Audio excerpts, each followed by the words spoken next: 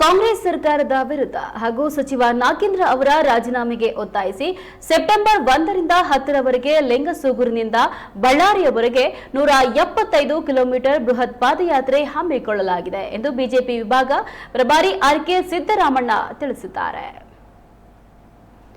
ಸುದ್ದಿಗೋಷ್ಠಿಯಲ್ಲಿ ಮಾತನಾಡಿದ ಅವರು, ರಾಜ್ಯದಲ್ಲಿ ಕಾಂಗ್ರೆಸ್ ಸರ್ಕಾರಕ್ಕೆ ಜನರು 136 ಸ್ಥಾನಗಳನ್ನು ನೀಡಿದ್ರು.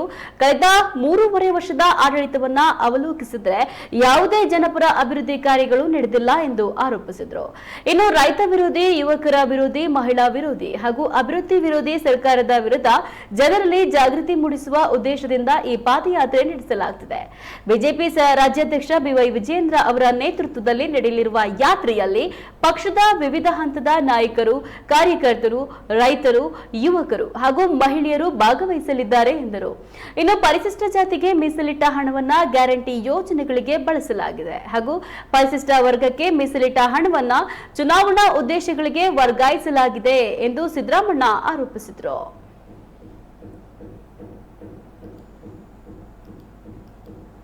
ಆ ಪಾದಯಾತ್ರೆಯ ಒಂದು ರೂಪುರೇಷೆ ಈಗಾಗಲೇ ಪ್ರಕಟ ಆಗಿದೆ.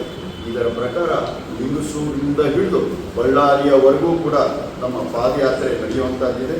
ಸೆಪ್ಟೆಂಬರ್ 1ರಿಂದ ಸೆಪ್ಟೆಂಬರ್ 10ರವರೆಗೆ ಸುಮಾರು 10 ದಿನಗಳ ಈ ಕಾಲ ಸುಮಾರು 175 ಕಿಲೋಮೀಟರ್ ಇರ್ತಕ್ಕಂಥ ಈ ಪಾದಯಾತ್ರೆ ಐತಿಹಾಸಿಕವಾಗಿರ್ತಕ್ಕಂಥ ಒಂದು ಕ್ಷಣ ಆಗ್ತದೆ ಅನ್ನುವಂಥದ್ದು ನಿಮ್ಮೆಲ್ಲರ ಗಮನಕ್ಕೆ, ನಿಮ್ಮ ಮುಖಾಂತರ ರಾಜ್ಯದ ಜನರ ಗಮನವನ್ನು ಸೆಳೆಯಲಿಕ್ಕೆ ಇಷ್ಟಪಡ್ತೇನೆ.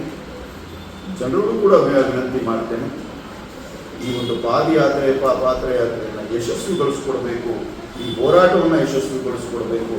ಏನು ಇವತ್ತಿನ ದಿನ ಅಭಿವೃದ್ಧಿ ಶೂನ್ಯ ಮತ್ತು ಭ್ರಷ್ಟಾಚಾರವನ್ನು ನಡೆಸ್ತಾ ಇದೆ, ಮಹಿಳಾ ವಿರೋಧಿ ಸರ್ಕಾರವೂ ಕೂಡ ಹೌದು.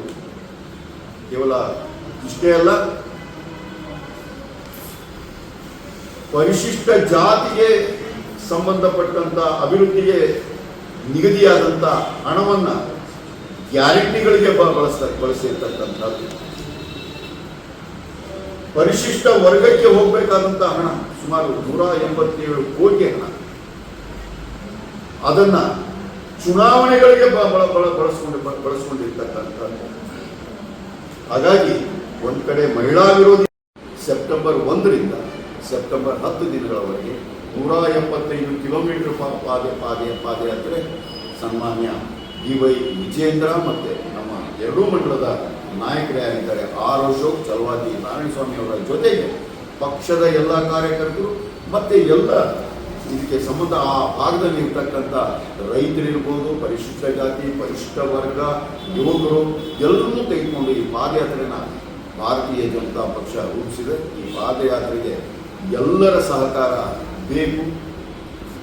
ಈ ಸರ್ಕಾರವನ್ನು ಕಿತ್ತೊಗೆಯುವ ದೃಷ್ಟಿನಲ್ಲಿ ಯಾವುದೇ ರೀತಿ ಇನ್ನು ಉಳಿದಿರ್ತಕ್ಕಂಥದ್ದು 1.5 ವರ್ಷ ಮಾತ್ರ ಉಳಿದಿರ್ತಕ್ಕಂಥ, ಇದರೊಳಗೇನೋ ತುಂಬ ಪರಿಣಾಮಕಾರಿಯಾದಂಥ ಅಭಿವೃದ್ಧಿಯಾಗಲಿ